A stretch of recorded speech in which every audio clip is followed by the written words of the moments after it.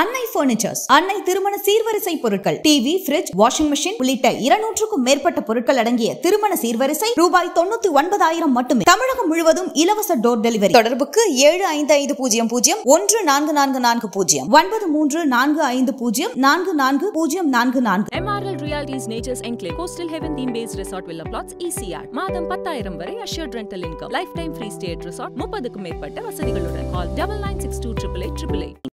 ஒரு தலைவர் கொல்லப்பட்ட நினைவேந்தல்ல கலந்து கொள்ளக்கூடாது என்று, அதுவும் ஒரு கட்சி தலைவர், திருமா மாதிரி ஒரு பெரிய தலைவர் ஒரு வீடியோ வெளியிடுறதுன்றது நினைத்து கூட பார்க்க முடியாத ஒரு அவலம். அங்கே போய் அவங்க நினைவேந்தலுக்கு தான் போகிறாங்க. அதில் சில கருத்துக்கள் அரசுக்கு எதிராக வரதான் செய்யும். அந்த கருத்துக்களாலே இந்த அரசுக்கு ஆபத்து வந்துடும், இந்த கூட்டணிக்கு ஆபத்து வந்துடும்னா அவ்வளோ பலவீனமாக இருக்கா உங்கள் கூட்டணி? இல்லை உங்கள் ஆளும் கட்சி அவ்வளோ பலவீனமாக இருக்கா? திமுக அவ்வளோ பலவீனமாக இருக்கா? அது ஒரு குறிப்பிட்ட வெர்ஷன், போலீஸ் வெர்ஷனை மீடியாவில் தொடர்ந்து 15 நாளாக பதிய வச்சுக்கிட்டே இருக்காங்க. நான் என் அனுபவத்தில் இப்படி பார்த்ததில்லை. மீடியா மேனேஜ்மெண்ட்டை பயங்கரமாக பண்ணிகிட்டு இருக்கு போலீஸ். நான் திருமாவாயிலேருந்து அந்த வார்த்தைகளை எதிர்பார்க்கல. நீங்கள் ரொம்ப வாட்ச் பண்ணியிருக்கிறீங்க. நான் ரொம்ப தனித்தன்மை குறித்து பேசியிருக்கேன், உங்ககிட்டயே பேசியிருக்கேன். ஒரு ரொம்ப ரீசனபிளாக யோசிக்கக்கூடிய ஒரு நல்ல தலைவருக்கு ஏன் இந்த தடுமாற்றம்னு எனக்கு புரியல. தடுமாற்றமாக எடுத்துக்கணுமான்னு கேட்க 100% தடுமாற்றம். திருமாவோட பாஷையில் மட்டும் தடுமாற்றம் இல்லை, அவருடைய உடல் மொழியிலே தடுமாற்றம் இருக்குது. இந்த மாதம் மட்டும் 120 தலித்துகள் கொல்லப்பட்டிருக்கிறார்கள். இந்தியா கூட்டணியை திமுகவை திட்டுவாங்க, அங்கே போகாதீங்கன்னு திருமா பேசுகிறாரு இல்லையா? சொன்னாரா இல்லையா? திட்டினா இந்த விமர்சனத்தால் ரஞ்சித் மேடையில் ஒரு 4 பேர் பேசுறதால உங்கள் கூட்டணி உடஞ்சிடுமா? நீங்கள் கலகல தெரியுங்களா? அவ்வளோ பலவீனமாக இருக்கீங்களா? இல்லை, அது ஒரு இரங்கல் கூட்டம். இருங்க, அந்த வார்த்தையே தப்புங்க. எங்க ஒரு இரங்கல் கூட்டங்க. திமுக விமர்சனம் பண்ணால் திருமாக்கு ஏன் இவ்வளோ கோவம் வருது? Is a part of the government கிடையாதே சார். கூட்டணின்றது தேர்தல் நேரத்தில் தான் சார். ஒரு வீடியோ போட்டு வெளி உலகத்துக்கு அது கூலிக்கு வந்த கூட்டம்னு சொல்லக்கூடிய அளவுக்கு ஏன் இந்த தடுமாற்றம் திருமாவுக்கு? அவர் ஒரு இளம் இயக்குனருங்க, உங்களை மாதிரி அவர் ஒரு அரசியல்வாதி கிடையாது. எனக்கு இவங்க அவரை ரஞ்சித்தை ஏன் இவ்வளோ போட்டு அடிக்கிறாங்கன்னு எனக்கு தோணுது. என்ன தப்பு பண்ணார் அவர்? ஒரு கருத்தை சொல்கிறதுக்கு ஒரு கலைஞனுக்கு உரிமை இல்லையா? அந்த அளவுக்கு எதுக்கு இந்த கவர்மெண்ட்டுக்கு, மாநில அரசுக்கு ஒரு முட்டு கொடுக்கணும்? 10 வருஷமாக மோடி கவர்மெண்ட்டுக்கு எதிராக தான் போராட்டம் நடந்திருக்கு. ஜெயினில் ஸ்டாலின் கவர்மெண்ட்டுக்கு எதிராக முதல் முறையாக போராட்டம் நடக்குது. இந்த அரசின் மீதான அந்த மதிப்பீடு குறைஞ்சிக்கிட்டே போகும். அது இப்போ இங்கே உட்காந்துக்கிட்டு கூலிப்படையை, இணையத்தில் இருக்கக்கூடிய கூலிப்படையை ஏவி விட்டுட்டு டிஎம்கே ஐடி விங்கை வச்சுட்டு முட்டு கொடுத்துட்டு இருக்கிறது மூலமாலாம் இந்த டேமேஜை சரி பண்ண முடியாது. புரிஞ்சுக்கோங்க. கொஞ்சம் பாப்புலராக இருக்காங்க, 8% ஓட்டு இருக்குன்னா அவனை பார்த்து பயப்படுறது, சினிமாக்காரனா அவனை பார்த்து பயப்படுறது, என்னது இதெல்லாம்? கலைஞர் இப்படிலாம் பயப்பட மாட்டார். டிசென்ட்டை பார்த்து நீங்கள் பயப்படுறீங்க, பயப்படாதீங்க. இன்னொரு பக்கம் அவர் சொன்னது நடந்திருக்குல்ல, இவங்க இங்கே மேடையில் என்ன பேசுகிறாங்க? எங்களால தான் திமுக ஜெயிச்சிங்க, எங்களுடைய ஓட்டு தான் திமுக வந்திருக்குது. உண்மைதானே? திமுக எதிராக எவனுமே பேசக்கூடாதா? இல்லை, நான் கேட்குறேன், இது என்ன புத்தி? இதுதாங்க ஃபேசிசம். கொள்ளடிப்பீங்க, எல்லா தப்பும் பண்ணுவீங்க, உங்களை ஏற்று பேசினா நாங்கள் பிஜேபி. அப்போ பிஜேபியை காமிச்சு இங்கே பலனை அனுபவிக்கிறது யாரு? நீங்கள் தானே. அந்த அளவுக்கு போகணும், பலன் அனுபவிக்கிறாங்க. வேற என்ன? உன்னை எதிர்க்கிறவனெல்லாம் நீ பிஜேபின்னு முத்திரை குத்தினா வேற என்னன்னு கேட்கறது? இதெல்லாம் சம்பவங்கள்னு உட்காந்து பேசிட்டு இருக்காங்க பத்திரிகையாளர்கள், போர்வேல சிலர். இது எப்படா சம்பவமாகும்? அதில் விலை போகாத ஒரே தலைவர் நம்முடைய திருமா. நான் திருமாவை மதிக்கிறேன், நான் திருமாவை நேசிக்கிறேன். முதல் முறையாக திருமா சறுக்கி இருக்கிறார். அவர் நான் ஓட்டு போட்டு அதனால கேட்குறேங்கிற அது இன்னும் உசிதமான விஷயம். சல்யூட். அவங்க மந்திரி பேசியிருக்காரு போய் ரகுபதி சார். கலைஞர் என்ன சார் சொல்லியிருக்காரு? கலைஞர் என்னென்னமோ சொல்லியிருக்காரு. ராமர் எந்த இன்ஜினியரிங் கல்லூரியில் படித்தான்னு கேட்டார். பொட்டு வச்சிருந்தான்னு ஒரு எம்பியை கூப்பிட்டு காட்டு மிராண்டுன்னு அழைச்சவருங்க கலைஞர்.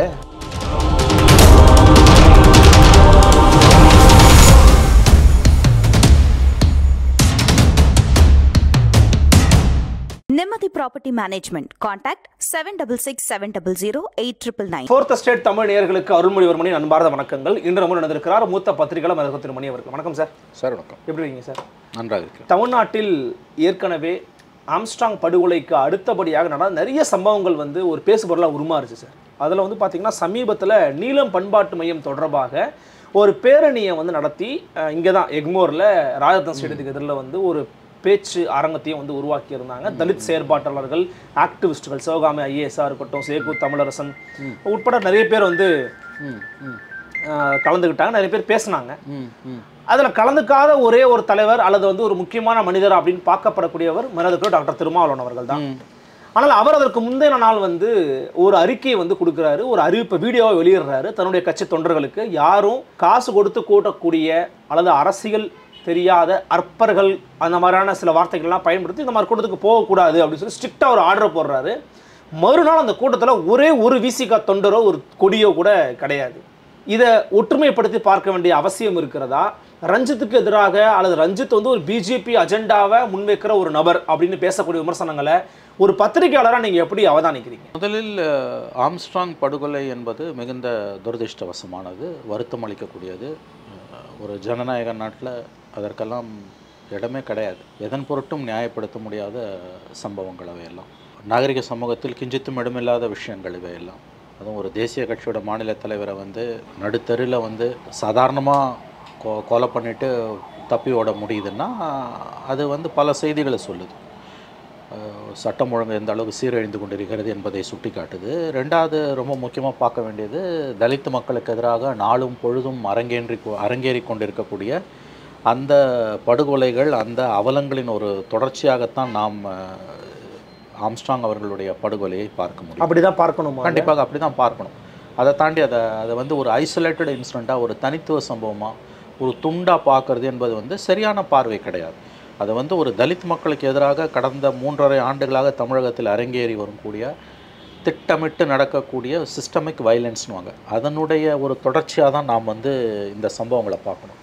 சில பேர் நம்முடைய பத்திரிகையாளர் நண்பர்களே கூட வந்து இந்த வேங்கை வயல் இன்சிடென்ட்டு, நாங்குநேரி, மேல்பாதி எல்லாம் சம்பவங்களை வச்சு நீங்கள் திமுக வந்து திமுக ஆட்சியில் தலித்துகளுக்கு எதிரான கொடுமைகள் அரங்கேறுங்கன்னு சொல்கிறாங்க. ரொம்ப தவறான பார்வை. இவை சொசைட்டல் இஷ்யூஸ் வேற, கவர்னன்ஸ் வேற, அதை கொஞ்சம் கொஞ்சமாக தான் சரி பண்ண முடியும். அப்படி கிடையாது. அப்படின்னா இவ்வளோ பெரிய வார்த்தைகள் உங்களுக்கு தேவையில்லை. இதில் வந்து there is a method in the madness. அதாவது வந்து சம்பவம், ஒரு பத்திரிகையாளர் கூட சமீபத்தில் ஒரு பேட்டியில் சொல்லியிருந்தார், இவையெல்லாம் சம்பவங்கள், இவற்றை வைத்து நாம் திமுக தலித்துகளுக்கு எதிரான கட்சின்னு சொல்ல முடியாதுன்னு. அதாவது வந்து இது திமுகவுக்கு முட்டு கொடுக்கக்கூடிய பேச்சு. ஒரு சம்பவம் 2 சம்பவம்னா நீங்கள் சொல்லலாம். கண்டினியூஸாக வந்து ஆலய நுழைவு போராட்டங்கள் ஏற்படக்கூடிய அம்சங்கள் இருக்குது. பார்த்தீங்களா, நம்ம பலமுறை பேசியிருக்கோம். தலித்துகளுக்கு வந்து கோயிலுக்கு உள்ளே போக இடம் அனுமதி இல்லைன்னா முதல்ல பேச்சுவார்த்தை, அதுக்கு பிறகு கலெக்டரும் எஸ்பியும் தலைமை தாங்கி ஆலய நுழைவு இது நடக்கும், பிரவேசம் நடக்கும். இப்போ என்ன பண்ணுறாங்கன்னா இழுத்து மூடிடுறாங்க. யாருக்கும் இல்லையா, தலித்துகளுக்கு உள்ளே போக முடியாத ஆதிக்க சாதிகள் அப்ஜெக்ட் பண்ணுறாங்க, எதிர்ப்பு தெரிவிக்கிறாங்கன்னா, பேச்சுவார்த்தையில் உடன்பாடு ஏற்படலைன்னா கோயிலை எழுத்தி மூடிடுவாங்களாம். அதுதான் சமூக நீதினு வெக்கங்கட்டு தொலைக்காட்சிகளில் பேசக்கூடிய திமுக செய்தி தொடர்பாளர்களும் இருக்காங்க, நம்ம பார்த்துருக்கோம். இந்த ஆர்குமெண்ட்டை வந்து பேசக்கூடிய பத்திரிகையாளர்கள் இது ஐசோலேட்டட் இன்சிடென்ட் சம்பவங்கள்ன்றாங்க. இதெல்லாம் இதை வச்சு அவங்க கருத்தியல் ரீதியாக, கட்டமைப்பு ரீதியாக அரசு எந்திரம் வந்து தலித்துகளுக்கு இல்லைன்றாங்க. தொடர்ச்சியாக நடக்கக்கூடியவற்றை சம்பவங்கள்னு பார்க்க முடியாது, புறையோடி போயிருக்கக்கூடிய அவலத்தின் வெளிப்பாடுன்னு தான் பார்க்கணும். சரி, மந்திரிங்க போய் சாதி மாநாட்டில் கலந்துக்கிறாங்கல்ல, இதுக்கு என்ன பேர்? இதை வந்து அதிமுக மந்திரியோ வேறு எந்த கட்சியை சார்ந்த ஆட்சியில் மந்திரி பண்ணான்னா நம்ம கேட்க மாட்டோம். சமூக நீதினு சொல்கிறீங்க, திராவிட மாடல்னு ஒன்று சொல்கிறீங்க, திராவிடியன் ஸ்டாக்குன்னு சொல்கிறீங்க, இந்தியாவிலே நாங்கள் தான் சிறப்பான மாநிலன்றீங்க, உலகத்துக்கே நாங்கள் தான் எடுத்துக்காட்டி, எங்கள் ஸ்கீமை ஸ்பெயினில் காப்பி அடிக்கிறாங்க, இங்கிலாந்தில் காப்பி அடிக்கிறாங்கன்றீங்க. நல்லது, மகிழ்ச்சி. மந்திரிகள் போய் சிட்டிங் மினிஸ்டர்ஸ் சாதி மாநாட்டில் கலந்துக்கிறான்ல, இது என்ன பேர்? இதுக்கு இது சம்பவமா? இது ஐசோலேட்டட் சம்பவம்னு சொல்லக்கூடியவங்களை நான் கேட்குறேன். தனிப்பட்ட சம்பவங்களை நீங்கள் செரி பிக் பண்ணி பேசுகிறீங்கன்றாங்க. மந்திரி போய் ஜாதி மாநாட்டில் கலந்துக்கிறாங்கல்ல, இதுக்கு என்ன பேர்? ஏன்னா எல்லா சாதி பேருமே அடிப்படையில் தலித்துகளுக்கு எதிரானது. இது ஒரு பக்கம். நவ் இப்போ கம்மிங் டு த பாயிண்ட். ரஞ்சித்ன்றவர் ஒரு திரைப்பட கலைஞர். அவரோட கருத்தில் உங்களுக்கு உடன்பாடு இருக்கலாம், இல்லாமல் இருக்கலாம். நடைபெற்றது ஒரு படுகொலை. அந்த படுகொலையை கண்டித்து அவருடைய அமைப்பு நீலம் பண்பாட்டு மையம்ன்ற ஒரு அமைப்பு சார் அந்த மையம் எவ்வளோ பேருக்கு கல்விக்கு உதவித்தொகை வழங்குது, பண்பாட்டு நிகழ்ச்சிகளை நடத்துது. அது ஒரு சமூக சேவை இயக்கமாக இருந்துகிட்டு இருக்கு. அவர்கள் வந்து ஒரு கண்டன பேரணி நடத்துகிறாங்க, நீதி வேண்டி நினைவேந்தல் பேரணி. எனக்கு தெரிஞ்சு கடந்த 10-15 ஆண்டுகளில் ஒரு கட்சி ஒரு தலைவர் கொல்லப்பட்ட நினைவேந்தலில் கலந்து கொள்ளக்கூடாது என்று, அதுவும் ஒரு கட்சி தலைவர், திருமா மாதிரி ஒரு பெரிய தலைவர் ஒரு வீடியோ வெளியிடுறதுன்றது நினைத்து கூட பார்க்க முடியாத ஒரு அவலம். ஏன்னா அங்கே போய் அவங்க நினைவேந்தலுக்கு தான் போகிறாங்க. அதில் சில கருத்துக்கள் அரசுக்கு எதிராக வரதான் செய்யும். அந்த கருத்துக்களாலே இந்த அரசுக்கு ஆபத்து வந்துடும், இந்த கூட்டணிக்கு ஆபத்து வந்துடும்னா அவ்வளோ பலவீனமாக இருக்கா உங்கள் கூட்டணி? இல்லை உங்கள் ஆளும் கட்சி அவ்வளோ பலவீனமாக இருக்கா? திமுக அவ்வளோ பலவீனமாக இருக்கா? இந்தியா கூட்டணி அவ்வளோ பலவீனமாக இருக்கா? நடைபெற்றது ஒரு படுகொலை, பச்சை படுகொலை. இன்ன வரைக்கும் அவன் பண்ணான்னு தெரியல. யாரையோ பிடிச்சி அரெஸ்ட் பண்ணுறாங்க. அவங்க உண்மை குற்றவாளியாக பொய்யான குற்றவாளியாக நமக்கு தெரியாது. 1 ஹவருக்கு ஒரு தடவை போலீஸ்லேருந்து மீடியாவுக்கு வந்து கசிய விடப்படுது தகவல். என்ன பண்ணாங்க, எவ்வளோ ஸ்டேட்மெண்ட் எவன் கொடுத்தான், எங்கே எதோ வச்சுருந்தான், எல்லா கட்சியிலிருந்தும் கட்சி பேதம். அது மட்டும் இல்லாமல் செல்ஃபோனை பிடிச்சாங்க, ஆற்றுல கூவத்தில் இறங்கி டைவ் அடித்து பிடிச்சோம், 6 செல்லை பிடிச்சோம். இந்த மாதிரி வந்து சகட்டி மேனிக்கு வந்து அவிழ்த்து விடுறாங்க. இதில் எவ்வளோ உண்மை எவ்வளோ பொய்ன்னு தெரியாது. அதாவது ஒரு குறிப்பிட்ட வெர்ஷன், போலீஸ் வெர்ஷனை மீடியாவில் தொடர்ந்து 15 நாளாக பதிய வச்சுக்கிட்டே இருக்காங்க. நான் என் அனுபவத்தில் இப்படி பார்த்ததில்லை. இவ்வளோ தூரம் வந்து பேரலல் மீடியா ட்ரையல் நடக்கும். ஓகே. ஆனால் போலீஸே வந்து ஒரு ட்ரையலை வந்து கன்க்ளூசிவாக நடத்துறது இதுதான் ஃபஸ்ட் டைம். அப்போ இவ்வளோ நடக்கும்போது அவங்க சில சந்தேகங்களை கலப்புறாங்க. நான் இப்பயும் சொல்கிறேன், போலீஸ் வெர்ஷன் முழுவதும் தவறுன்னு நான் சொல்லலை. ஆனால் அது உண்மைன்னு நம்ம ஏற்றுக்க முடியாது. மீடியா மேனேஜ்மெண்ட்டை பயங்கரமாக பண்ணிகிட்ருக்கு போலீஸ். இந்த சூழ்நிலையில் அவங்க வந்து ஒரு பேரணி நடத்துகிறாங்க. அந்த பேரணியில் வந்து கலந்து கொள்ளக்கூடாது என்பதை தாண்டி திருமா பயன்படுத்திய வார்த்தைகள் வந்து ரொம்ப ரொம்ப வேதனையானது. நான் வந்து திருமா வாயிலேருந்து அந்த வார்த்தைகளை எதிர்பார்க்கல. நீங்கள் ரொம்ப வாட்ச் பண்ணியிருக்கிறீங்க. நான் ரொம்ப தனித்தன்மை குறித்து பேசியிருக்கேன், உங்ககிட்டயே பேசியிருக்கேன். நான் வந்து திருமாவை ரொம்ப உயர்வாக மதிக்கிறேன், இன்னமும் மதிக்கிறேன். கடந்த 10 ஆண்டுகளில் மோடி ஆட்சியில் கன்னியாகுமரியிலேருந்து காஷ்மீர்லேருந்து கன்னியாகுமரி வரைக்கும் பாஜக RSSக்கு விலை போகாத ஒரே தலைவர் நம்முடைய திருமா. அவருக்கு எவ்வளோ தூரம் விலை பேசப்பட்டது என்பது எனக்கு தெரியும், தனிப்பட்ட முறையில் எனக்கு தெரியும். ஆனால் அப்படிப்பட்ட ஒரு நல்ல தலைவருக்கு, சமநிலை மனம் கொண்ட ஒரு ரொம்ப ரீசனபிளாக யோசிக்கக்கூடிய ஒரு நல்ல தலைவருக்கு ஏன் இந்த தடுமாற்றம்னு எனக்கு புரியல. தடுமாற்றமாக எடுத்துக்கணுமான்னு கேட்க 100% தடுமாற்றம். திருமாவோட பாஷையில் மட்டும் தடுமாற்றம் இல்லை, அவருடைய உடல் மொழியிலே தடுமாற்றம் இருக்குது. திமுகவை காப்பாற்றுவதற்கு இவ்வளவு தூரம் ஏன் திருமா பிரயத்தனப்பட வேண்டும்னு எனக்கு புரியல. இந்த ஒரு நிகழ்வால் வந்து திமுக கவர்மெண்ட்டை டிஸ்மிஸ் பண்ண நம்ம கேட்க போகிறோமா? கண்டிப்பாக கேட்கல. எல்லா மாநிலத்திலையும் நடக்கிறது தான் தமிழ்நாட்டிலையும் நடக்குது. நான் மறுபடியும் சொல்கிறேன் அருள், எல்லா மாநிலத்திலும் நடக்கிற நல்லது கெட்டது தான் தமிழ்நாட்டிலையும் நடக்குது. ஆனால் அந்த அரசாங்கங்கள் விமர்சனத்துக்கு உள்ளாவது போல் இந்த அரசாங்கமும் விமர்சனத்துக்கு உள்ளாக்கப்பட வேண்டும். இன்னொன்று, ஒரு கோபம் கூடுதலாக நமக்கு ஏன் திமுக அரசு மீது வருதுன்னா, ஆரம்பத்துலேருந்தே நீங்கள் உயர்வு நவிர்ச்சியில் திராவிட மாடல், சமூக நீதி, திராவிட ஸ்டாக் இப்படிலாம் சொன்னதால் நாங்கள் தான் இந்தியாவிலே உத்தமர்கள்னு ஒரு சுப்பீரியாரிட்டி காம்ப்ளெக்ஸில் பேசுனீங்க இல்லையா? அப்போ சந்தி சிரிக்கும்போது சட்டம் ஒழுங்கு இந்த கோபம் வருவது இயல்பானது.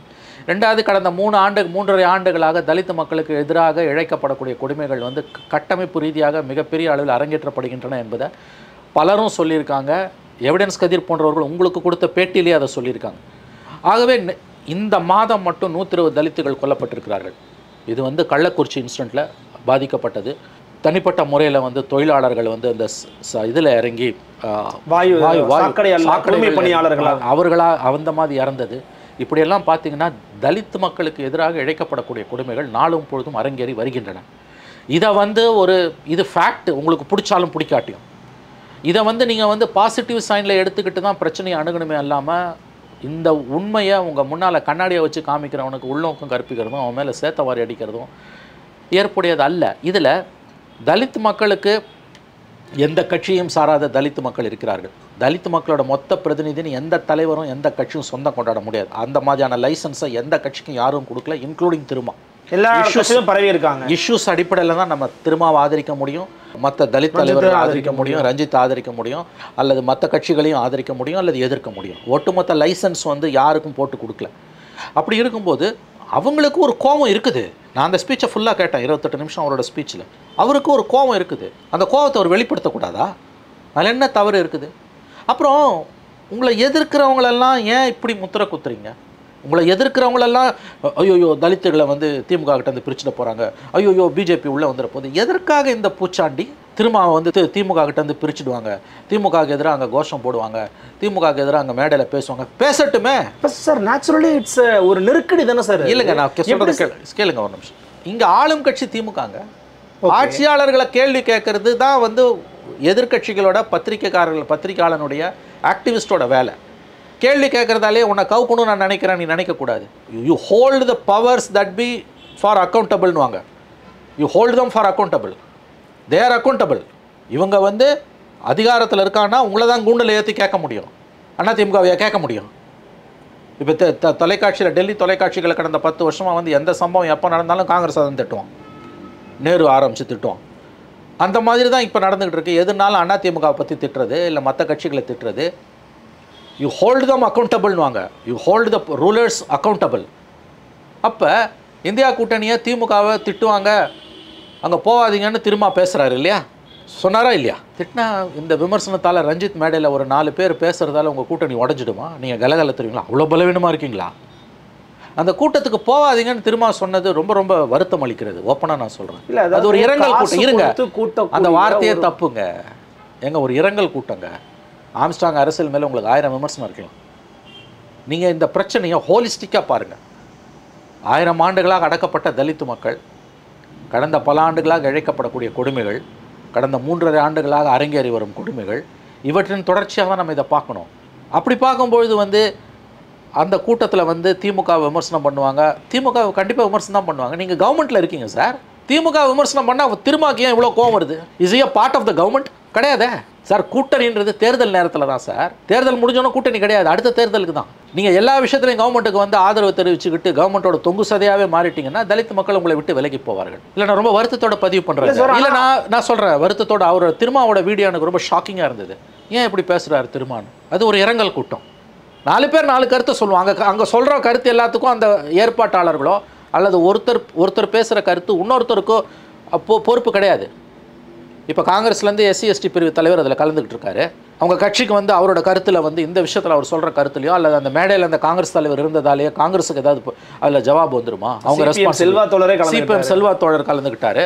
இப்போ செல்வா வந்து ஒரு இங்கே தமிழ்நாட்டில் இருக்கக்கூடிய முன்னணி அரசியல் கட்சி தலைவர், கம்யூனிஸ்ட் மாவட்ட செயலாளர். இப்போ செல்வா அங்கே கலந்துக்கிட்டதால் வந்து அங்கே பேசப்படக்கூடிய பேச்சுக்கள் எல்லாத்துக்கும் CPMக்கு சம்மந்தம் இருக்குன்னு நம்ம சொல்ல முடியுமா? இந்த விஷயத்தை நான் என்ன சொல்கிறேன், திருமாவுக்கு வந்து இதில் நேரடியாக கலந்துக்கிறதுக்கு முடியலன்னா அவரோட நெருக்கடி எனக்கு புரியுது. அவர் அமைதியாக இருந்திருக்கலாம். அவங்க கட்சியிலேருந்து யாராவது கலந்துக்கிறத அவர் தடுக்காமல் இருந்திருக்கலாம். இல்லை நான் இன்னொரு படி மேலே போய் சொல்கிறேன், அவங்க கட்சியில் யாருமே கலந்துக்கிறது அவருக்கு விருப்பம் இல்லைன்னா அதை அமைதியாக இன்டர்னலாக அவர் சர்க்குலர் மூலமாக வாய்மொழியாக நிறுத்தியிருக்கலாம். ஒரு வீடியோ போட்டு வெளி உலகத்துக்கு அது கூலிக்கு வந்த கூட்டம்னு சொல்லக்கூடிய அளவுக்கு ஏன் இந்த தடுமாற்றம் திருமாவுக்கு? என்ன அவர் சந்தேகப்படுறாரு, அந்த நீலம் பண்பாட்டு மையத்தையும் இயக்குனர் ரஞ்சித்தையும் சந்தேகப்படக்கூடிய ஒரு டோன் ஏற்கனவே சொசைட்டியில் இருக்குது. அவர் ஒரு நாக்பூர் அமைப்பு இயக்குது, அவர் BJP இருக்குதுன்னு ஒரு சந்தேகத்தை அவர் வெளிப்படுத்துறாரு. ஒரு தலைவர் வெளிப்படையாக சொன்னார். அதை மறைமுகமா இருங்க, அது நீங்கள் கொடுக்குற ஜவாபு. ஏன் இதை அவர் பக்கத்தில் உட்காந்து கை பிடிச்சிட்டு சிரிச்சிட்டு மேடையில் பேசல? திருமாவை பார்த்து கட்டி பிடிச்சி அழுவில் அவர் ஒரு இளம் இயக்குனருங்க. உங்களை மாதிரி அவர் ஒரு அரசியல்வாதி கிடையாது. எனக்கு இவங்க அவரை ரஞ்சித்தை வந்து ஏன் இவ்வளோ போட்டு அடிக்கிறாங்கன்னு எனக்கு தோணுது. என்ன தப்பு பண்ணார் அவர்? ஒரு கருத்தை சொல்கிறதுக்கு ஒரு கலைஞனுக்கு உரிமை இல்லையா? கலைஞனாக இருக்கணும்னு அவசியம் இல்லைங்க. Let him be a rickshaw puller. இந்த தேசம் அவனுக்கு சொந்தம் இல்லையா? ரிக்ஷா ஓட்டுறான்ல, இந்த நாடு இந்த தேசம் அவனுக்கு சொந்தம். அப்படி இருக்கும்போது ரஞ்சித் ஒரு கலைஞன், நாடறிந்த முகம், அவர் கருத்தில் உங்களுக்கு உடன்பாடு இருக்கணும்னு அவசியமே இல்லைங்க. அவர் பேசுனதில் பாதிக்கு மேலே வந்து எனக்கு கூட உடன்பாடு கிடையாதுங்க, ஃபைன். ஆனால் அதை சொல்கிறதுக்கு அவர் உரிமை இருக்குது. அதை விட முக்கியமாக எந்த அக்கேஷனில் அவர் சொல்கிறார். அவங்களுக்கு ஒரு வலி இருக்குங்க, 1000 ஆண்டுகளாக அடக்கப்பட்ட வலி. அது ஒரே ரூபத்தில் திமுக கூட்டணியில் இருக்க ஒரு கட்சி மூலமாக தான் அது வெளிப்படணும்னு நினச்சிங்கன்னா இதை விட சர்வாதிகாரம் வேறு எதுவும் கிடையாது. 1000 ஆண்டுகளாக ஒடுக்கப்பட்ட ஒரு இனம், இந்த பாவத்தில் எல்லாருக்கும் பங்கு இருக்குது. மலை போல் குவிந்திருக்குல்ல இந்த பாவ குவியல், தலித்துகளுக்கு எதிராக காலகாலமாக நம்ம எல்லாரும் செஞ்ச பாவ குவியல். அந்த பாவ குவியல்லேருந்து அதில் பாதிக்கப்பட்டவர்கள் எந்த திசையில் எப்படி வெளியேறி வந்தாலும் எல்லா முனைகளிலிருந்தும் தங்கள் கருத்துக்களை சொல்வதற்கு அவர்களுக்கு உரிமை உண்டு. இந்த குறைஞ்சபட்ச புரிதல் கூட ஏன் வந்து மற்றவங்களுக்கு இல்லைன்னு எனக்கு ஆச்சரியம் இல்லை, திருமாவுக்கு இல்லாத எனக்கு ரொம்ப ஆச்சரியமாக மட்டும் இல்லை, வேதனையாகவும் இருக்குது. அந்த அளவுக்கு எதுக்கு வந்து இந்த கவர்மெண்ட்டுக்கு மாநில அரசுக்கு அவர் முட்டு கொடுக்கணும்? கடமை தவறுனது யார்? காப்பாற்றிருக்கலாம்ல, 2 கன்மனை போட்டால் காப்பாற்றிருக்கலாம்ல. உங்களுக்கு தெரியாது? உளவுத்துறை சொல்லுதில் 3 ரிப்போர்ட் நாங்கள் போட்டோன்னு. Sir, in fact in your own interest, இந்த அரசாங்கத்தோட சொந்த நலன் கருதி சொல்கிறேன், உங்கள் நல்லதுக்கு சொல்கிறோம், நீங்கள் கோட்டை விட்டீங்க. இன்றைக்கி கவர்மெண்ட்டுக்கு தானே கெட்ட பேர். JNUவில் எதுக்கு ஸ்டாலின் கவர்மெண்ட்டுக்கு எதிராக போராட்டம் நடக்குது? 10 வருஷமாக மோடி கவர்மெண்ட்டுக்கு எதிராக தான் போராட்டம் நடந்திருக்கு. JNUவில் ஸ்டாலின் கவர்மெண்ட்டுக்கு எதிராக முதல் முறையாக போராட்டம் நடக்குது. இந்த ஆம்ஸ்ட்ராங் படுகொலையில் தலித்துகளுக்கு நீதி வேண்டும்னு மாயாவதிங்க வந்துட்டு போன அன்னைக்கு 30 மாணவர்கள் கைது செய்யப்பட்டு போலீஸ் வேனில் ஏற்றி செல்லப்பட்டார்கள். அதுக்கெல்லாம் ஒரு எதிர்வினை, அதுக்கெல்லாம் ஒரு ஃபாலோ அவுட் இருக்கும். அது தெரிஞ்சுக்கோங்க. இந்த அரசின் மீதான அந்த மதிப்பீடு குறைஞ்சிக்கிட்டே போகும். அது இப்போ இங்கே உக்காந்துக்கிட்டு கூலிப்படையை, இணையத்தில் இருக்கக்கூடிய கூலிப்படையை ஏவி விட்டுட்டு DMK IT விங்க வச்சுட்டு முட்டு கொடுத்துட்டு இருக்கிறது மூலமாலாம் இந்த டேமேஜை சரி பண்ண முடியாது. புரிஞ்சுக்கோங்க, தயவு செஞ்சு புரிஞ்சுக்கோங்க. கோடியாக செலவு பண்ணி IT விங்க ஏவி விட்டு டிஃபேம் பண்ணுறது மூலமாக உங்களுக்கு ஏற்படக்கூடிய டேமேஜை நீங்கள் சரி பண்ண முடியாது. ஏன்னா இணையம் அது வந்து கிரவுண்டு. நோ, அவருடைய பேச்சில் என்ன தப்பு இருக்குன்னு எனக்கு புரியல. இன்னும் சொல்ல போனால் சிலரெல்லாம் நீங்கள் வந்து ரொம்ப அதிகமாக போய் அரவணைக்கணும். அப்புறம் வந்து இந்த சென்னை மாநகரம் எங்களுக்கு சொந்தம் அப்படின்னா என்னங்க தப்பு இது? அவன் ஒடுக்கப்பட்டவங்க. அவன் நம்ம சமூகத்தில் இல்லைங்க, நம்ம குடும்பத்தில்ங்க ஒரு ஒரு ஒரு குழந்தை வந்து ரொம்ப சபலையாக இருந்தாலும் நம்ம அதை அரவணைப்போம்ல. இந்த வீடு அந்த குழந்தைக்கு சொந்தம் இல்லை. நம்ம சகோதர சகோதரிகள் தான் அவங்க. 1000 ஆண்டுகளாக ஒடுக்கப்பட்ட அந்த ஒடுக்குமுறையிலேருந்து நீ இதை பார்க்கணும். உடனே அவன் தான் இதை அப்படியே கபலீகரம் பண்ணிட்டு போயிடுவான். காடு வெட்டி குரு பேச்சும் இது ஒப்பிடலாம் அபத்தமானது. உனக்கு தலித் பாலிடிக்ஸ், தலித்துகளோட கொடுமை, தலித்துகள் சந்திக்கக்கூடிய அந்த துன்பங்களை பற்றின அடிப்படை அறிவு 10% இருந்ததுன்னா அன்றைக்கி ரஞ்சித்தோட பேச்சை பார்த்து உனக்கு கோபம் வராது. கண்டிப்பாக கோபம் வராது. உனக்கு புரிதல் இருந்ததுன்னா கோபம் வராது. அதுவா இஷ்யூ. இன்னொன்று, நீங்கள் ரியாக்ஷனை பார்த்து கோபப்படுறீங்க, உங்கள் கோபம் ஆக்ஷனை பார்த்து இருக்கணும். ரஞ்சித்தோட கோபம் என்பது, அந்த ஆர்ப்பாட்டம், அந்த ஊர்வலம், அந்த பேச்சு என்பது ரியாக்ஷன். எதுக்கு ரியாக்ஷன்? ஆம்ஸ்ட்ராங் படுகொலைக்கு ரியாக்ஷன். நீ எப்பயுமே ஆக்ஷனை பற்றி பேசுவியா, ரியாக்ஷனை பற்றி பேசுவியா? ஆக்ஷனை பற்றி தான் பேசணும். அப்போ அதை பேசு. இல்லை, அதுக்கு தான் கவர்மெண்ட் நடவடிக்கை எடுத்துக்கிட்டு இருக்காங்க. இப்போ காவல்துறை நடவடிக்கை எடுத்துக்கிட்டு இருக்காங்க. ஒரு என்கவுண்டர் நடந்திருக்குது. அப்போ அதை தொடர்ந்து பேசிக்கிட்டு தானே இருக்கிறாங்க. அப்போ இவங்க வந்து அதில் ஏதாவது சுணக்கம் இருந்தால் பேசலாம். இணையத்தில் எங்களை வந்து அவமரியாதை பேசுகிறாங்க, இணையத்தில் ஆம்ஸ்ட்ராங்கை வந்து ரவுடி கட்டவிழ்த்து பண்ணுறவங்கன்னு பேசுகிறாங்க அப்படிங்கிறதுக்கெல்லாம் மேயர் பிரியாவை போய், அம்மா நீ வந்து ரிசர்வேஷன் மூலமாக வந்திருக்கிறம்மா, கயல்வழி அமைச்சரம்மா நீ ரிசர்வேஷன் மூலமாக வந்திருக்கீங்கம்மா, எல்லாரையுமே டைரெக்டாக அட்டாக் பண்ணுறாரு. அட்டாக் பண்ணலங்க, அட்டாக் பண்ணல. அவர் மேயர் அந்தம்மா பேர் என்ன? பிரியா. அவங்க பிரியாவையோ ரொம்ப சின்ன பெண்ணு, அந்தம்மா என்ன திருமணம் கூட ஆகாதவர் நினைக்கிறேன். அவங்களாம் அதிகபட்சம் 30 வயது இருக்கும். Young politician. அவங்க கயல்வழி செல்வராஜ் கொஞ்சம் அவங்க வயதானவங்க. அவங்க அவர் தன்னோட ஆதங்கத்தை வந்து சுட்டி காட்டுறார். நீங்கள் திமுக விட்டு வெளியில் வாங்க, உங்களுக்கு எச்சரிக்கை, அப்படிலாம் எதுவும் சொல்லலை. ஏங்க, ஒரு பாதிக்கப்பட்ட ஒரு மனிதனோட ஒரு குமுறலுங்க அது. அவருக்கும் ஆம்ஸ்ட்ராங் வந்து ஃப்ரெண்டுங்க, ஒரு சகோதரனை, ஒரு நண்பனை இழந்துட்டு அவர் வந்து அங்கே நிற்கிறாரு. அவர் ஒரு ஒடுக்கப்பட்ட இனம். அவர் பேசுகிறதுக்கெல்லாம் நீங்கள் உள்நோக்கம் கற்பிச்சுக்கிட்டு ஒன்றொன்றுத்துக்கும் வந்து விளக்கம் கேட்டுக்கிட்டு இருக்கீங்க. நான் திரும்பவும் சொல்கிறேன், நீங்கள் பேசுகிற இத்தனை பேச்சும் அருள் ரியாக்ஷனை வச்சு நீங்கள் பொங்கி எழுறீங்க. ஆக்ஷனை பற்றி பேசுங்க. கோட்டை விட்டுட்டு நிற்கிறீங்க. காப்பாற்றப்பட்டிருக்கக்கூடிய ஒரு உயிருங்க. 2 கன்மனை போட்டுருந்தா காப்பாற்றிருக்கலாம். உங்கள் அரசுக்கு கெட்ட பேர் வந்திருக்காது. அதையும் உங்களால் செய்ய முடியல. கடைசியில் வந்து நீங்கள் வந்து யாரெல்லாம் வந்து எதிர்வினை ஆட்டுறாங்களோ அவங்கள டிஃபேம் பண்ணிகிட்ருக்கீங்க. டிசன்ட்டை கண்ட்ரோல் பண்ணுறதுல தாங்க இந்த கவர்மெண்ட்டோட முழு கவனமும் இருக்குது. தவறுகளை களையறதுல இல்லைங்க. அது வந்து இப்போ வந்து இப்போ நாம் தமிழர் சீமானா இருக்கட்டும் அல்லது வந்து ரஞ்சித்தா இருக்கட்டும், டிசன்ட்டை கண்ட்ரோல் பண்ணுறதுல தான் உங்களுக்கு கோபம் வருது. டிசன்ட்டை பார்த்து தான் நீங்கள் பயப்படுறீங்க, தனி மனிதர்களை பார்த்து இல்லை. அதில் டிசன்ட்டை வாய்ஸை கொடுக்கக்கூடியவங்க வந்து கொஞ்சம் பாப்புலராக இருக்காங்க, 8% ஓட்டு இருக்குன்னா அவனை பார்த்து பயப்படுறது, சினிமாக்காரனை அவனை பார்த்து பயப்படுறது. என்னது இதெல்லாம்? கலைஞர் இப்படிலாம் பயப்பட மாட்டார். டிசன்ட்டை பார்த்து நீங்கள் பயப்படுறீங்க. பயப்படாதீங்க. ஒரு ஜனநாயக நாட்டில் வந்து இந்த மாதிரி வந்து 1000 பிரச்சனைகள் இருக்கும். What is life? Problems and problems and problems. What is life? Problems and problems and problems. பிரச்சனையே இல்லாத வாழ்க்கை தான் பெரிய பிரச்சனைன்னு. அப்படி இருக்கும்போது ராமராஜ்யன்றது ஒரு உட்டோப்பியா எங்கேயுமே கிடையாது. இல்லை, தமிழ்நாட்டில் கூட அந்த கதை அப்புறம் வரும், ரகுபதி கதைக்கு. ராமராஜ்யன்றது ஒரு உட்டோப்பியா. அது எந்த மாதிரி எங்கேயுமே கிடையாது. தேனும்பாலும் எங்கேயும் ஓடாது. ஆகவே இந்த மாதிரி அது இன்றைக்கி இருக்க மாடர்ன் ஏஜ். நான் இன்னொன்று சொல்கிறேன், இன்றைக்கி இருக்க மாடர்ன் ஏஜில் ஃப்ரீ இன்ஃபர்மேஷன் இஸ் ஃப்ரீ. யாரையும் கண்ட்ரோல் பண்ண முடியாது. இன்ஃபர்மேஷன் ஃப்ளோ அவ்வளோ தூரம் இருக்குது. ஒரு இமெயில் ஐடி இருந்ததுன்னா ஒருத்தன் யூடியூப் சேனல் ஆரம்பித்து உலகம் பூரா பேசலாம். அவன் he can speak all sorts of nonsense. யாரும் தடுக்க முடியாது. இந்த புரிதல் ஏன் இந்த அரசுக்கு இல்லைன்ற? ஒரு இமெயில் ஐடி இருந்ததுன்னா, நான் சொல்ல வேணாம், உங்களுக்கு அடுத்த தலைமுறை நெக்ஸ்ட் ஜென்ரேஷன் என்னை விட உங்களுக்கு ரொம்ப நல்லா தெரியும். ஒரு இமெயில் ஐடியை யார் வேணால் ஓப்பன் பண்ணலாம் இல்லையா? ஆதார் கூட தேவையில்லை. ஒரு இமெயில் ஐடியை எவன் வேணால் ஓப்பன் பண்ணலான்னா ரோபோவாக இருக்கக்கூடாதவன், அவ்வளோதான். அவ்வளோதான். இமெயில் ஐடி இருக்க எவன் வேணா ஒரு யூடியூப் சேனல் ஓப்பன் பண்ணலாம். வாய் இருக்க எவன் வேணால் எதை வேணால் பேசலாம், இவ்வளோதான். எதெல்லாம் இக்னோர் பண்ணணும், எதெல்லாம் கவனத்தில் வச்சுக்கணுன்ற புரிதல் வந்து கவர்மெண்ட்டுக்கு இல்லைங்க. அதாவது எனக்கு இதில் நம்ம ரொம்ப வருத்தமான விஷயம் அருள் திருமாவோட செயல்பாடு தான். இல்லை, அவர் வந்து நீங்கள் சொல்கிறது வந்துன்னா, நீங்கள் வந்து திமுகவுக்கு நெருக்கடி வந்துடும், அதனால தான் திருமா மறுத்தாருன்னு நீங்கள் ஒரு பாயிண்ட் ஆஃப் வியூ வைக்கிறீங்களே. இன்னொரு பாயிண்ட் ஆஃப் வியூ என்ன சொல்கிறாங்க அப்படின்னா, ரஞ்சித்தோட பாலிடிக்ஸ் அப்படிங்கிறது திருமாவை டேமேஜ் பண்ணுறது தான். அவர் வந்து திருமாவையோ விசிகாவினுடைய தொண்டர்களை தன் பக்கம் இழுப்பதற்கான ஒரு வேலையை வந்து ஹிடன் அஜெண்டாவாக பண்ணிக்கிட்டு இருக்காருன்னும் போது அதில் நீங்கள் விழுந்துடக்கூடாதுன்னு தன் சொந்த கட்சிக்காரங்களுக்கு ஒரு அறிவுறுத்தலாக அவர் கொடுத்துருக்கலாம்ல. அப்படின்னு ஏன் பார்க்கக்கூடாது? நீங்கள் நடப்பது நினைவேந்தல். அவர் வேறு ஏதோ பிரச்சனைக்கு திமுக அரசுக்கு எச்சரிக்கை விடுப்பதற்காகவோ அல்லது ஏதோ ஒரு கோரிக்கையை முன்வைத்தோ செஞ்சுருந்தாருன்னா, இந்த ஸ்டாண்டை திரும்ப எடுத்திருந்தாருன்னா அப்போ அது குறித்து பரிசீலிக்கலாம்.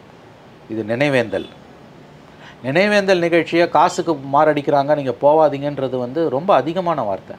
அப்படின்னா அந்த காசுக்கு மாரடிக்கிற தோழன் தான் உங்களை கட்டி பிடிச்சிட்டு அழுதான், உங்கள் மேடையில் உங்கள் பக்கத்தில் உட்காந்துருந்தான். அவங்க இன்னும் அழகாக உங்களுக்கு பதில் சொன்னாங்க, ஆனால் உங்களை விட்டு எங்கேயும் போக மாட்டேன்னாங்க. உங்களை ஸ்கோர் பண்ணிட்டாங்களே திரும்ப, அடுத்த தலைமுறை உங்களை ஸ்கோர் பண்ணிடுச்சு. அவங்க உங்களை மாதிரி பேசலை. இந்த விஷயத்தில் திரும்ப மீது எனக்கு வருத்தம். நிச்சயமாக நான் இன்னமும் அவரை மதிக்கிறேன். காஷ்மீர்லேருந்து கன்னியாகுமரி வரைக்கும் பிஜேபிக்கு விலை போகாத ஒரே தலைவர் அவரு. பிளாங்க் செக் கொடு. தலித் லீடருமே, அதாவது தலித் லீடர் எல்லாருக்குமான தலைவராக ஆயிருக்கிறார். ராம்விலாஸ் பாஸ்வான் மந்திரி, ராம்தாஸ் அத்வாலே மந்திரி, உதித்ராஜ் எம்பியாக இருந்துட்டு சீட்டு கொடுக்கலன்னு வெளியில் வந்தார். கிருஷ்ணசாமி எம்பியாக இருந்து சீட்டு கிடச்சிட்டு தோற்று போனார். அடுக்கிக்கிட்டே போகலாம். விலை போகாத ஒரே தலைவர் நம்முடைய திருமா. ஏன் அவருக்கு இந்த தடுமாற்றம்? விமர்சனம் பண்ண தான் செய்வான். Because you are in power. Sir, அதிகாரத்தில் இருக்கிறவனை கேள்வி கேட்குறது தான் சார் ஒரு ஆக்டிவிஸ்டோட வேலை. ரஞ்சித்துக்கு அஜெண்டா இருக்கும் சார். யாருக்கு தான் அஜெண்டா இல்லை? ஆமாம், திருமா கட்சியில் இருக்கணும், இழுத்து தான் கட்சியில் சேர்த்துக்கணும், தான் ஒரு தலித் ஐக்கானாக உருவாகணுன்ற ஆசை ரஞ்சித்துக்கு இருக்கலாம். ஏன் இருக்கக்கூடாதா? ரஞ்சித்துக்கு இருக்கக்கூடாதா? அது அந்த மக்கள் முடிவு செய்வாங்க. எல்லாருக்கும் தான் அஜெண்டா இருக்குது. அது ஏழை வீட்டுக்கு போனாலும் கல்யாண வீட்டுக்கு போனாலும் எல்லா அரசியல்வாதிக்கும் ஒரு அஜெண்டா இருக்குது. அதில் எதுக்கு ரஞ்சித்தை மட்டும் நீ ஐசோலேட் பண்ணுற? என்ன தப்பு பண்ணிட்டாங்கன்ற நான். இவர் என்ன பண்ணியிருக்கலாம் திருமா? ஓகே, அவருக்கு சில நெருக்கடிகள் இருக்குது, எனக்கு புரியுது. அவர் கலந்துக்க வேணாம்.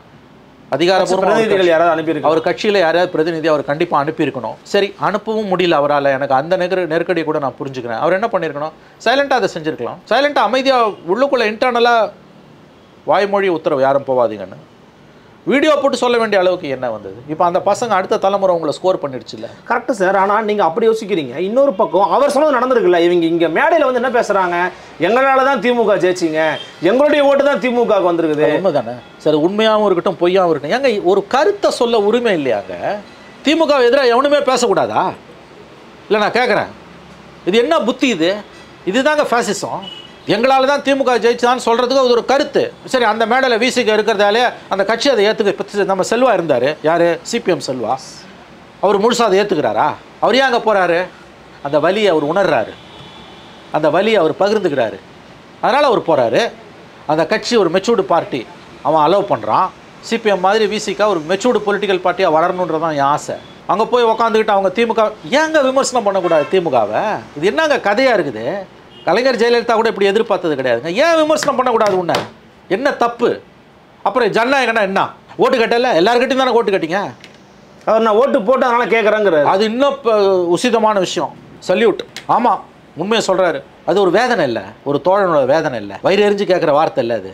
நான் உனக்கு ஓட்டு போட்டேன் இப்படி முதுகில் குத்திட்டியன்றது உண்மை, பொய் இல்லை. அது ஓட்டு போடாதவன் அதை கேட்க மாட்டான். ஓட்டு போட்டான் கேட்குறான். ஓட்டுக்கு நிற்கும்போது எல்லார் ஜாதகத்தையும் பார்த்துட்டு தான் ஓட்டு கேட்குறீங்களா? இல்லை உங்களுக்கு எல்லாம் ப்ரோ நோட்டு எழுதி கொடுத்தவங்க தான் ஓட்டு கேட்குறீங்களா? நாளைக்கு நீங்கள் சொந்தம் கொண்டாடக்கூடாது, நான் ஓட்டு போட்டேன் அதனால் நீங்கள் எங்களால் தான் ஜெயிச்சேன்னு சொந்தம் கொண்டாடக்கூடாதுன்னு உத்தரவாதம் கொடுத்துட்டு வந்தால் ஓட்டு கேட்குறீங்க. போகிற வாரம் எல்லார்ட்டையும் ஓட்டு கேட்குறீங்களே தெருவில். கையில் காலில் விழுந்து கூட கும்பிட்டு போட்டு ஓட்டு கேட்குறீங்கல்ல? அப்போ நீ பவருக்கு வந்தனா உன்னை கேள்வி கேட்பான். என்னங்க ஜனநாயக பண்பு இது? அராஜகத்தின் உச்சத்தில் ஆணவத்தில் இருக்கும்போது ஜெயலலிதாவோட அதிமுக கூட இப்படிலாம் பேசினது கிடையாது. ஞாபகம் வச்சுக்கோங்க. திமுக எதிராக பேசிட்டோம். ஏன் பேசக்கூடாது? இது என்ன ஜனநாயக நாடா, சர்வாதிகார நாடா? அது எந்த அக்கேஷனில் பேசுகிறான்? பொய் பேசுகிறானா நம்ம ஏற்றுக்க மாட்டோம். பிஜேபிக்காரன் பேசுகிறானா ஏற்றுக்க மாட்டோம். இதோ போய் மைக்கேல் பட்டியில் நடக்காத சம்பவத்தை சொல்லி அண்ணாமலை வந்தப்போ எவ்வளோ பெரிய பிரச்சனை பண்ணான்னு தெரியும். அப்போ தொண்டை தண்ணி கீழே பேசினது யார்?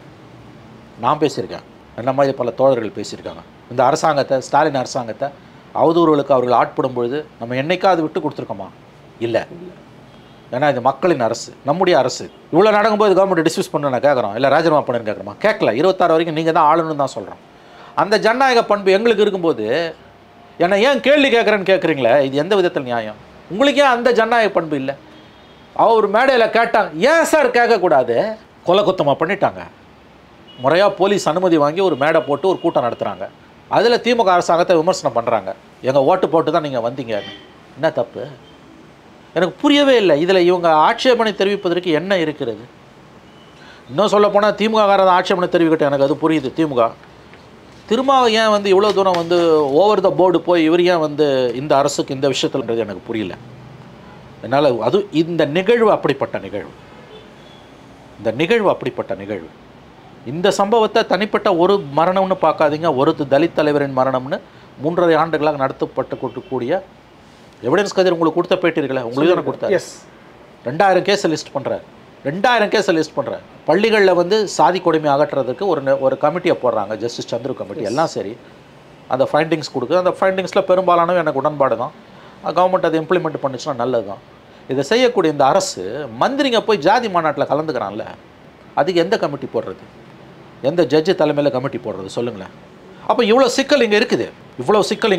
அப்போ இந்த அரசை நம்ம கேள்வி கேட்க தான் செய்வோம். அதுதானே ஜனநாயகம்? ஐயோ கேள்வி கேட்டுட்டான், திமுக எதிராக பேச ஏன் பேசக்கூடாது திமுக எதிராக? அது பாஜகவுக்கு ஆதரவா போகுது. இது என்ன பிஜேபி பேசுறதுக்கு நீங்க ஆதரவா போறீங்க. கதையா இருக்குதான்ற உன்னை எதிர்க்கிறவன்லாம் பிஜேபின்னா இதுதான் சர்வாதிகாரம். இதுதான் சர்வாதிகாரம்.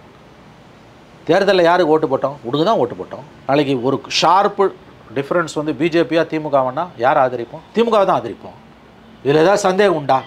மனசாட்சியை கல்லாக்கிட்டு திமுகவை தான் ஆதரிப்போம். ஒருபோதும் பிஜேபிக்கு போக மாட்டோம். ஆனால் என்னை எதிர்த்தாலே, மூச்சு விட்டாலே, ஒரு சின்ன கொட்டாயை விட்டாலே ஐயோ பிஜேபி என்ன கதை இது? சரி அவ்வளோ பேசுறியா, அப்போ நீ ஓகேமா இருக்கணும்ல. தேனு பாலுமா ஓடுதீங்க. நீங்கள் பஞ்சமாக பாதகத்தை பண்ணுவீங்க, கொள்ளையடிப்பீங்க, எல்லா தப்பும் பண்ணுவீங்க. உங்களை ஏற்று பேசினா நாங்கள் பிஜேபி. அப்போ பிஜேபியை காமிச்சு காமிச்சு காமிச்சு காமிச்சு காமிச்சு இங்கே பலனை அனுபவிக்கிறது யார்? நீங்கள் தானே. அந்த அளவுக்கு போகணும், பலன் அனுபவிக்கிறாங்க. வேற என்ன உன்னை எதிர்க்கிறவனெல்லாம் நீ பிஜேபின்னு முத்திரை குத்தினா வேற என்னன்னு கேட்கறது?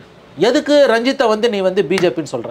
ஏன்னா எல்லாருக்கும் இந்த முத்திரை தானே குத்துறாங்க. எனக்கு குத்துறாங்க, சீமானுக்கு குத்துறாங்க, எவன்லாம் எதிர்க்கிறானா எல்லாருக்கும் குத்துறாங்க. தனிநபர்களுக்கு குத்துறாங்க, கட்சிகளுக்கு குத்துறாங்க, கலைஞர்களுக்கு குத்துறாங்க, இயக்கங்களுக்கு குத்துறாங்க. இது ரொம்ப இது இந்த பருப்பு ரொம்ப நாள் வேகாது, ஞாபகம் வச்சுக்கோங்க. இதான் இதை செய்கிறீங்கன்னா நீங்கள் ஒழுங்காக இருக்கணும். நீங்கள் ஒழுங்காக இல்லை. ரெண்டாவது முக்கியமான விஷயம், நீங்கள் நினச்சாலும் ஒழுங்காக இருக்க முடியாது. ஏன்னா நீங்கள் பவரில் இருக்கீங்க. இந்த புரிதல் ஏன் உங்களுக்கு இல்லைன்ற நான் மறுபடியும் சொல்கிறேன். அவர்கள் ரொம்ப சுருக்கமாக சொல்லலாம். Dissent is the essence of democracy. நீங்கள் வந்து எதிர்ப்பு, விமர்சனம், அந்த குரல்கள் வந்து ஜனநாயகத்தின் தவிர்க்க முடியாத ஒரு அங்கம். ஆமாம், ஜனநாயகத்தின் சாராம்சமே அந்த எதிர்ப்பு தான். அதை நாங்கள் கண்ட்ரோல் பண்ணுறது தான் எங்களோட முழு நேர வேலைன்னு நீங்கள் நினச்சிங்கன்னா நல்லா ஞாபகம் வச்சுக்கோங்க. நீங்கள் பெரிய அளவில் சேதாரத்தை சந்திப்பீங்க. ஏன்னா ரெண்டு விஷயம். ஒன்று, உங்களால் அதை கண்ட்ரோல் பண்ண முடியாது. ரெண்டாவது, அந்த முயற்சியே தவறு. அந்த முயற்சி எடுக்கக்கூடாதுன்றீங்க. அந்த முயற்சியை எடுக்கக்கூடாது. அந்த முயற்சி உங்களுக்கு எதிரிகளை தான், உங்கள் நண்பர்களை எதிரிகளாக்கும், நேச சக்திகளை எதிரிகளாக்கும், நட்பு சக்திகளை எதிரிகளாக்கும்.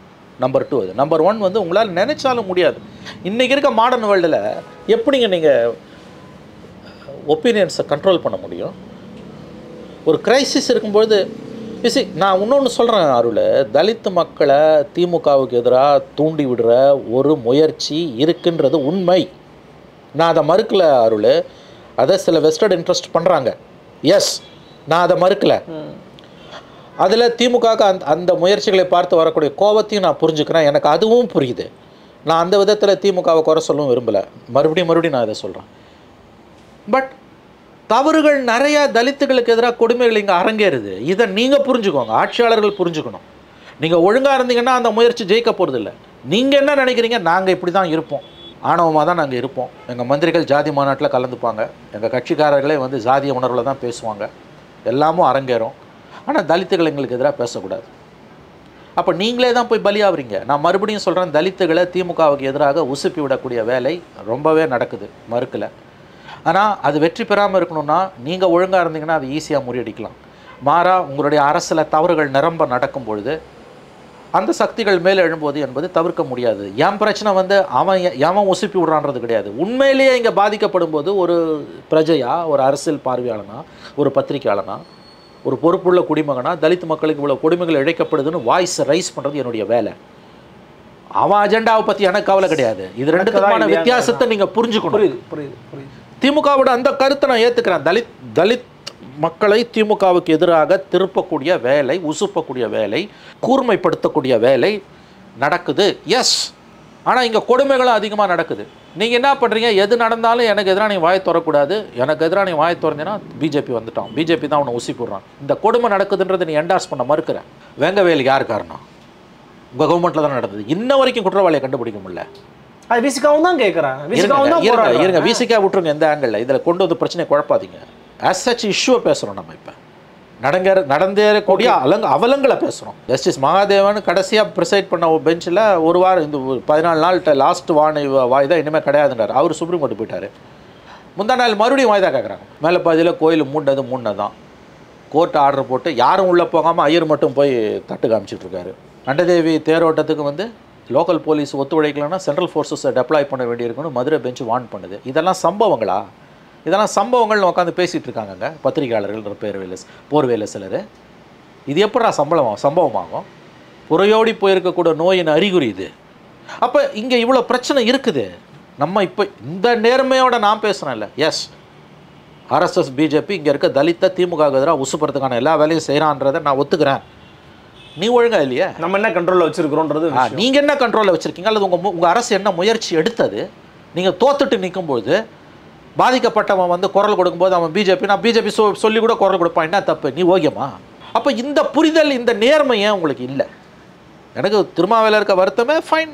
ஏன் அவர் இவ்வளோ சீரியஸாக இதை எடுத்துருக்கணும்? போய் ஒரு இரங்கல் கூட்டம் தானே, போகிறவன் போகிறான், அவர் போக வேணாம், கட்சியில் எவனா போகிறான்னா போட்டோம். ஒருவேளை திரும்ப கலந்துருந்தானே என்ன ஆயிருக்கும்? அவர் போயிருந்தார் அப்படின்னு என்ன ஆயிருக்கும்? திரும்ப கலந்துருந்தாருன்னா அது ஒரு நேஷனல் மீடியா லைம் லைட்டுக்கு வந்திருக்கும். அவர் போகாததை நான் தப்பாக சொல்லலை, எனக்கு அந்த நெருக்கடி புரியுது. திரும்ப அந்த கூட்டத்துக்கு போகாமல் இருந்ததில் பெரிய தவறு இல்லை. நான் அந்த அளவுக்கு இறங்கி வந்து சொல்கிறேன்.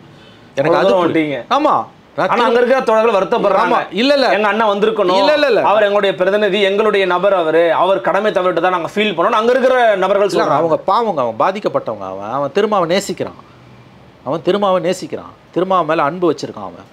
அவன் மேல 1000 விமர்சனம் இருந்தாலும் தலித் மக்களோட பிஜேபியோட 10 ஆண்டுகள் பிஜேபியோட கொடுமைகள் எவ்வளவு தூரம் தலித் மக்களுக்கு இருந்தது, எப்படி வளர்ச்சான்றது நமக்கு தெரியும். அதில் விலை போகாத ஒரே தலைவர் நம்முடைய திருமா. நான் திருமாவை மதிக்கிறேன், நான் திருமாவை நேசிக்கிறேன். அதே மாதிரி தான் அந்த தொண்டர்கள் என்னை விட அதிகமாக அவங்க நேசிக்கிறாங்க, மதிக்கிறாங்க. அவன் வந்து வழியில் வரக்கூடிய குரலுங்க, உன்னை எப்படி நான் விடுவேன்னு விட்டு கொடுக்க மாட்டேன்னு அவன் சொல்கிறான். ஆனால் திருமா அங்கே போகாமல் இருக்கிறதுல, திருமாவுக்கு அங்கே போகாமல் இருக்கணும்னு நெருக்கடி இருக்காது. எனக்கு புரியுது அந்த டைனமிக்ஸ்.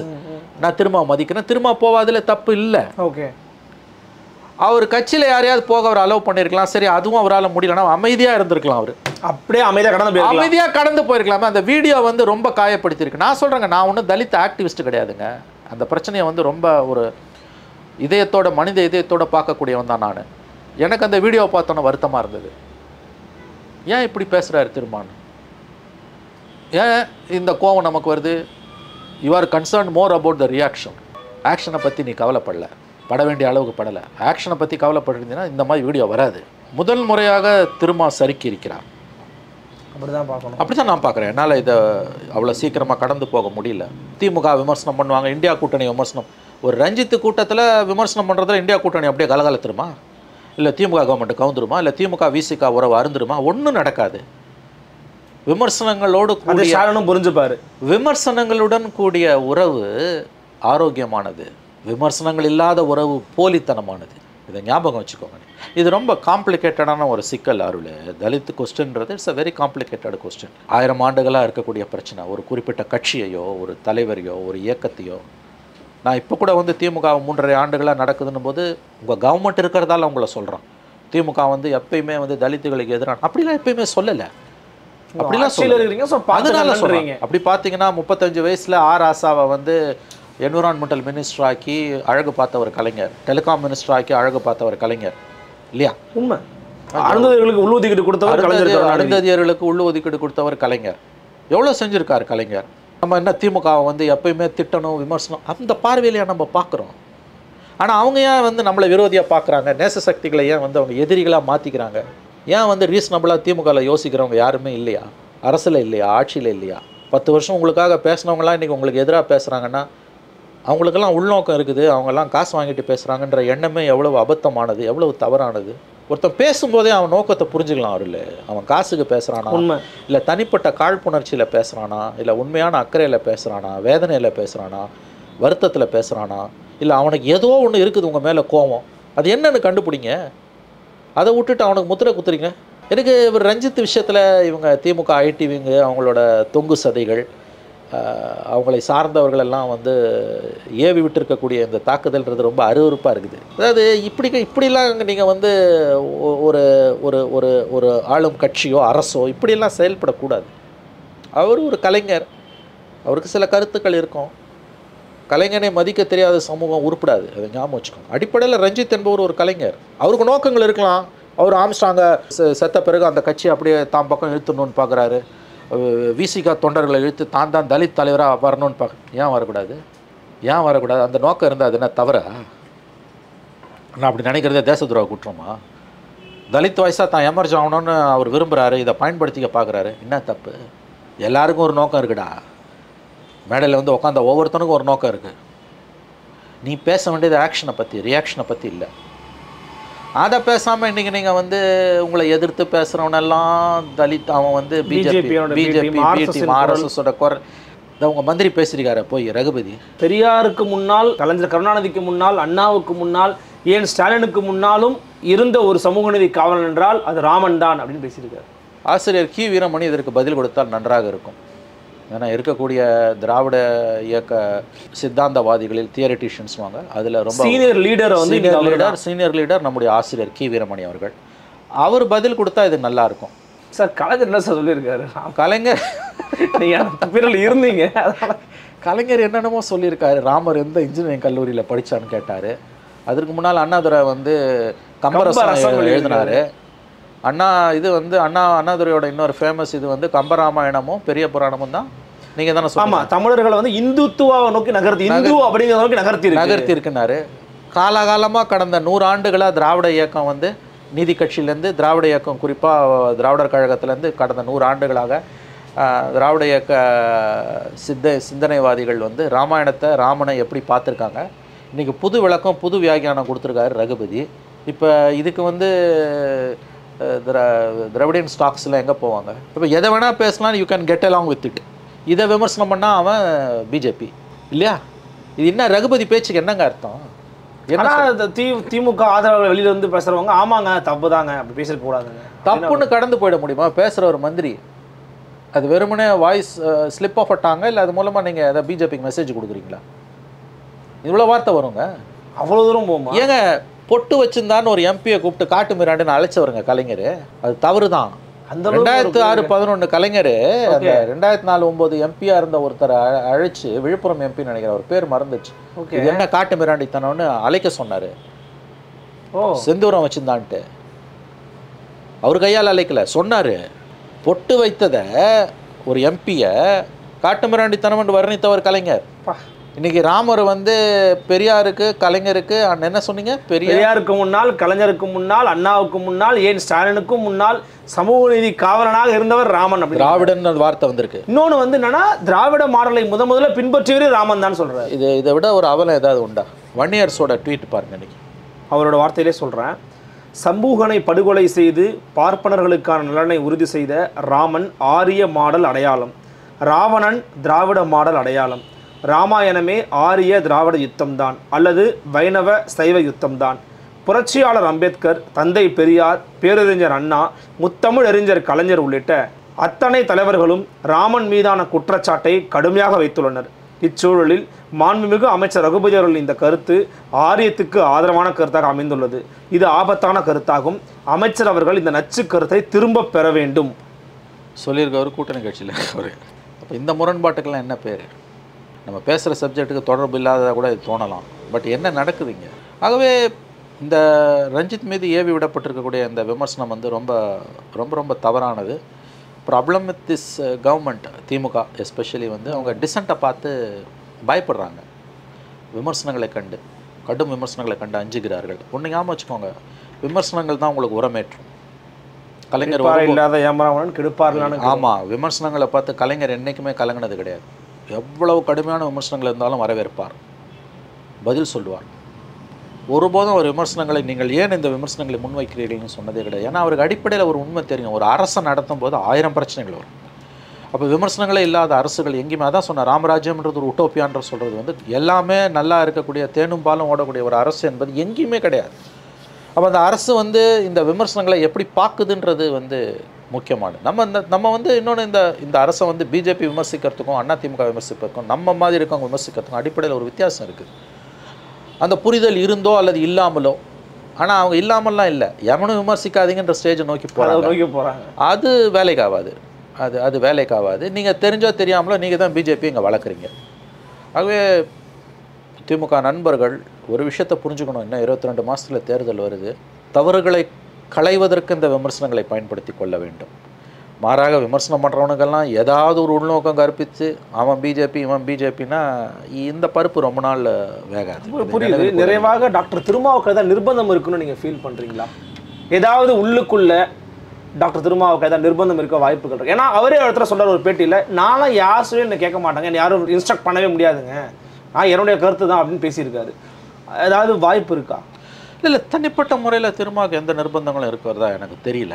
அரசியல் ரீதியாக ஒரு நிர்பந்தம் இருப்பதற்கு வாய்ப்புண்டு. சரி, இன்றைக்கி திமுகவை நம்ம கடுமையாக எதிர்க்க ஆரம்பிக்கிறோன்னா அதனுடைய அரசியல் பலன் யாருக்கு போய் சேரும்? பிஜேபிக்கு போய் சேர வாய்ப்பு இருக்குது. அந்த ஸ்பேஸை நம்ம ஓப்பன் அவுட் பண்ணிவிடக்கூடாதுன்ற ஒரு கவலை அவருக்கு இருக்கலாம். நிர்பந்தம்னா அதுதான் நிர்பந்தமாக இருக்க முடியும். பர்சனலாக அவருக்கு எந்த நிர்பந்தமும் இருக்க வாய்ப்புகள் இல்லைன்னு தான் நான் பார்க்குறேன். அப்படின்னா இதை இன்னமும் கவனத்தோடு கையாள வேண்டியது திமுகவோட பொறுப்புங்க. பவரில் இருக்கும்போது ஒரு கட்சியை ஆதரிக்கக்கூடிய கூட்டணி கட்சியில் வந்து இவங்கெல்லாம் கூட்டணி அரசுலையும் இல்லை. இதே கூட்டணி அரசா இருந்ததுன்னா நீங்க கூட பரவாயில்ல, அப்படி கூட யோசிக்கலாம். ஆமா, கூட்டணி அரசுல இருந்து அமைச்சரா இருக்காரு, எல்லாருக்கும் பாவத்திலையும் பங்கு புண்ணியத்திலையும் பங்குலாம். இவங்க கவர்மெண்ட் தனி மெஜாரிட்டியில் இருக்குது. 3 எலெக்ஷனை ஜெயிச்சிருக்கீங்க.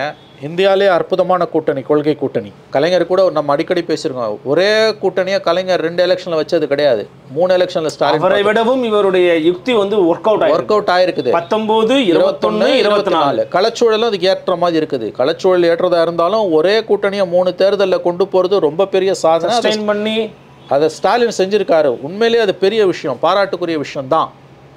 நான் மனப்பூர்வமாக அதை பாராட்டுறேன் ஸ்டாலினை.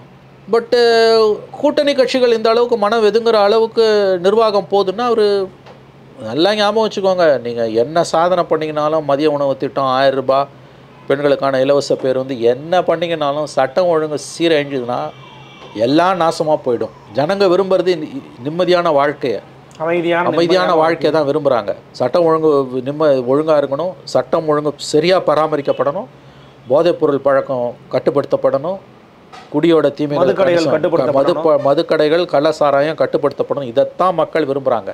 நீங்கள் இதில் கோட்டை விட்டுட்டு வேறு 1000 சாதனை பண்ணிங்கனாலும் ஐம் சாரி, நீங்கள் இதற்கான விலையை அடுத்த தேர்தலில் கொடுப்பீர்கள். இதை புரிஞ்சுக்கணும். இதை வந்து நீ வந்து நேரேட்டிவ் செட் பண்ணுற, நீ அப்படி இப்படின்லாம் பேசுனாங்கன்னா நாம் அவர்களை பார்த்து பரிதாபத்தான் பட முடியும். நம்ம பேசுகிறதுக்கு ஒன்றுமே கிடையாது. நமக்கு மனசில் பட்டதை நம்ம சொல்கிறோம். விமர்சனங்கள் வரும்பொழுது அந்த விமர்சிப்பவரின் நோக்கத்தை வந்து அந்த விமர்சனங்களிலிருந்தே நீங்கள் அடையாளம் கண்டுகொள்ளலாம். அவங்க தான் முடிவு பண்ணணும்.